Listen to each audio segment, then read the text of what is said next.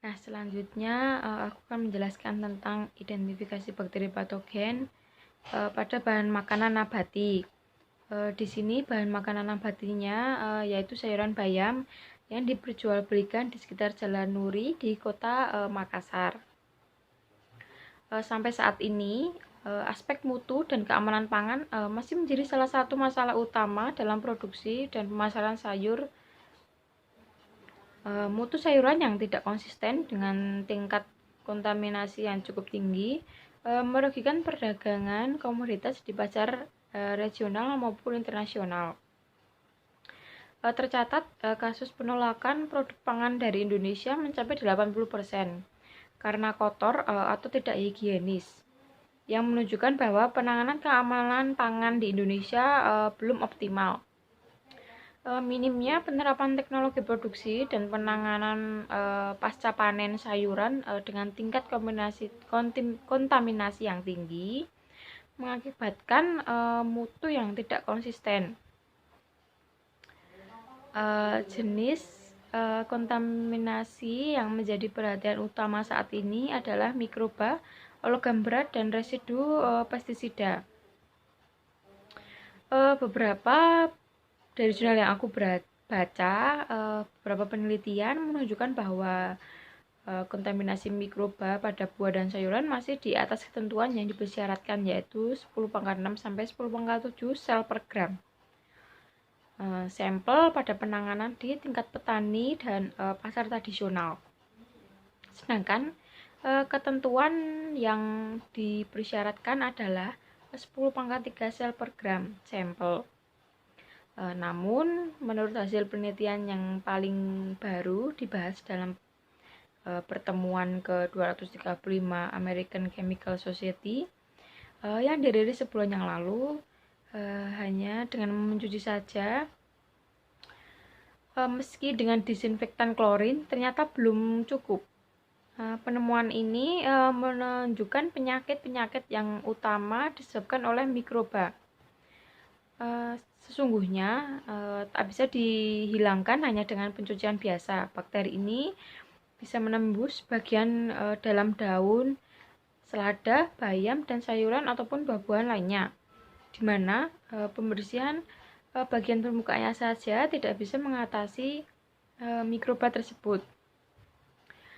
Selanjutnya, mikroba itu akan mengorganisasi dirinya sendiri dengan membentuk koloni yang disebut biofilm atau lapisan tipis yang melapisi buah atau sayuran dan melindungi bakteri dari kerusakan. Dan sayuran bayam ini biasanya ditanam untuk dikonsumsi daunnya sebagai sayuran hijau. Pertumbuhan secara normal amat cepat, sehingga dalam waktu kurang dari 1 bulan bayam sudah bisa dipanen. Bayam telah lama dikenal dan dimanfaatkan oleh masyarakat Indonesia dan merupakan bahan sayuran daun yang bergizi tinggi dan digemari oleh lapisan masyarakat.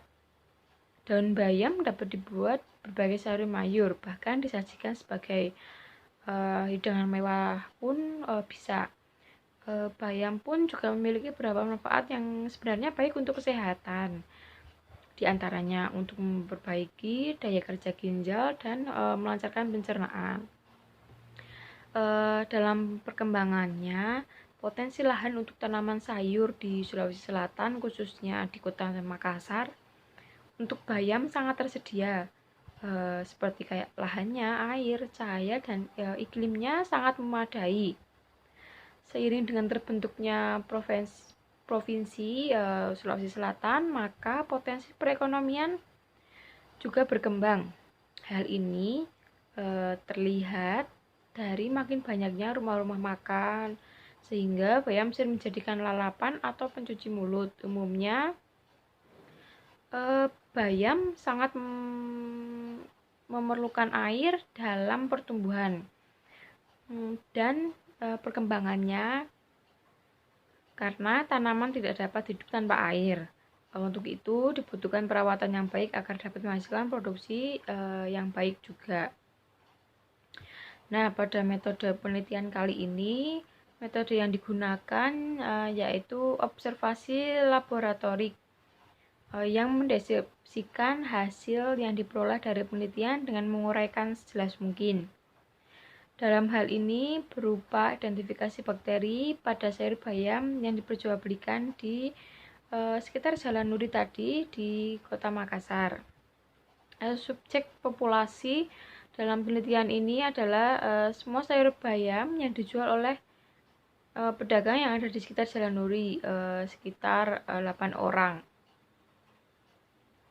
Sampel dalam penelitian ini adalah sayur bayam sendiri. Sebanyak 2 ikat. Sampel diambil pada sore menjelang malam hari dengan menggunakan metode purposive sampling dengan kriteria bayam hijau masih segar dan masih terlihat basah. Dari penelitian tadi didapatkan hasil dan pembahasannya. Dari penelitian yang telah dilakukan membuktikan bahwa sampel bayam dengan sebanyak 2 gram yang dimasukkan ke dalam botol pengencer berisi 18 ml laktosa broth yang kemudian dihomogenkan dan diinkubasi selama 24 jam, menunjukkan adanya kekeruhan dan perubahan warna. Hal ini mengindikasikan adanya bakteri pada sampel bayam. Kemudian diidentifikasi. Laktosa broth diambil menggunakan ose, kemudian diinokulasikan pada media SSA, EMBA, dan McConkey. Lalu diinkubasi pada temperatur 30 derajat Celcius selama 24 jam. Setelah itu, amati bakteri yang tumbuh pada McConkey, media SSA, dan EMBA. Koloni yang terbentuk pada media SSA dan EMBA serta McConkey berwarna kuning dan berbintik. Setelah itu dilanjutkan dengan uji TSIA atau Triple Sugar Iron Agar, di mana uji TSIA ini merupakan diferensial medium untuk golongan Enterobacteriaceae dan non-fermentasi Bacil gram negatif lainnya. Kemampuan bakteri memfermentasi dextrose dan laktosa serta kemampuan memproduksi hidrogen sulfide adalah merupakan dasar untuk mengetahui jenis bakteri tertentu dan pertumbuhannya dalam medium ini. Adapun sifat pertumbuhan bakteri pada TSIA adalah dasar kuning tanpa H2S, dasar H2S, lereng merah, dasar kuning dengan H2S, lereng merah. Selanjutnya dilakukan pewarnaan gram. Diambil koloni pada media SSA dengan ose, kemudian ratakan pada objek fiksasi preparat dengan melewatkan di atas api sebanyak 8-10 kali dan didinginkan preparat suhu ruangan. Untuk pewarnaan gram, yang pertama dilakukan adalah preparat ditetesi larutan gentin violet lalu didiamkan selama 3 menit. Kemudian dibilas dengan air mengalir. Setelah itu ditetesi lugol, didiamkan selama 1 menit. Kemudian dibilas dengan air yang mengalir, lalu ditetesi alkohol 96% dan dibilas dengan air yang mengalir. Selanjutnya teteskan safranin, diamkan selama 40-50 detik. Kemudian bilas dengan air yang mengalir. Setelah itu keringkan dengan tisu, lalu teteskan minyak imersi sebanyak 1 tetes dan lihat dengan mikroskop dengan perbesaran 100 kali. Hasil yang didapatkan berupa bakteri dengan sifat gram negatif yang ditandai dengan merah dan bentuk batang. Terakhir dilakukan uji biokimia dengan uji dilakukan yang pertama uji sitrat dan berwarna biru bersifat positif. Pada uji urea menunjukkan hasil yang negatif dan tetap warna ungu. Pada uji lia juga tetap warna ungu. Hal tersebut menunjukkan bahwa hasil dari uji tersebut negatif. Pada uji metil merah menghasilkan negatif dan tetap warna kuning.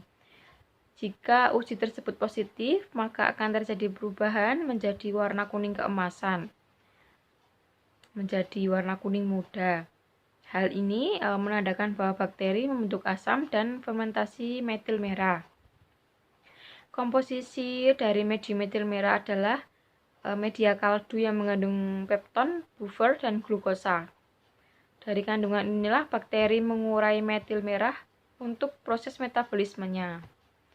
Hal tersebut dapat dilihat dari hasil uji tadi.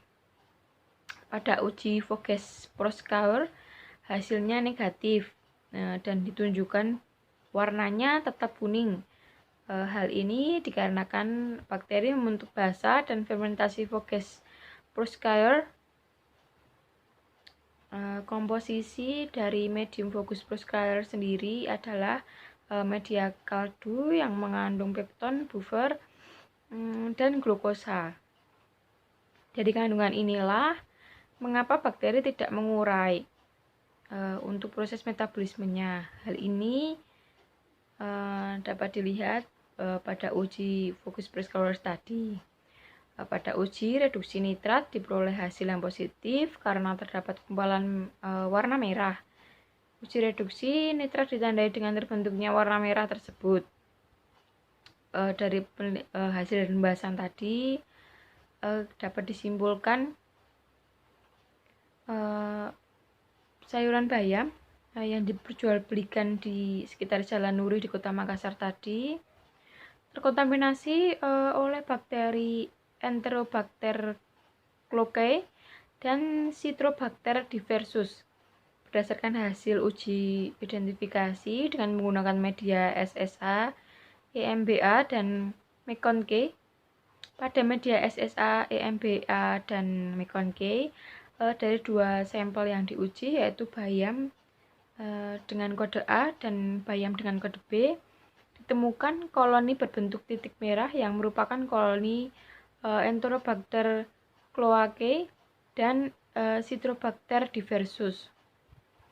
Sedangkan pada uji TSIA dari 2 sampel yang diuji didapatkan nomor sampel kode A dan kode B yang mencerminkan positif bakteri Enterobacter cloacae dan Citrobacter diversus. Pada hasil pewarnaan gram dari 2 sampel yang diperiksa ditemukan bakteri gram negatif yang memiliki warna merah dan terbentuk basil. Selanjutnya pada uji biokimia dari 2 sampel bayam tadi dengan kode A dan kode B mengindikasi adanya bakteri Enterobacter cloacae dan Citrobacter diversus.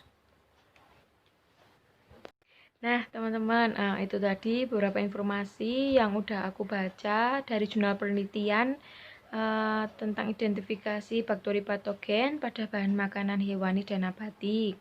Di mana bahan makanan hewani tadi sebagai contohnya daging sapi dan yang nabatinya sayuran bayam. Semoga apa yang aku jelaskan tadi dapat bermanfaat untuk teman-teman dan menambah wawasan teman-teman agar berhati-hati dalam memilih makanan. Dan mohon maaf jika dalam penyampaian tadi banyak salah-salah kata atau salah pengucapan yang kurang berkenan. Terima kasih untuk teman-teman yang udah meluangkan waktunya untuk menonton video ini. Terima kasih.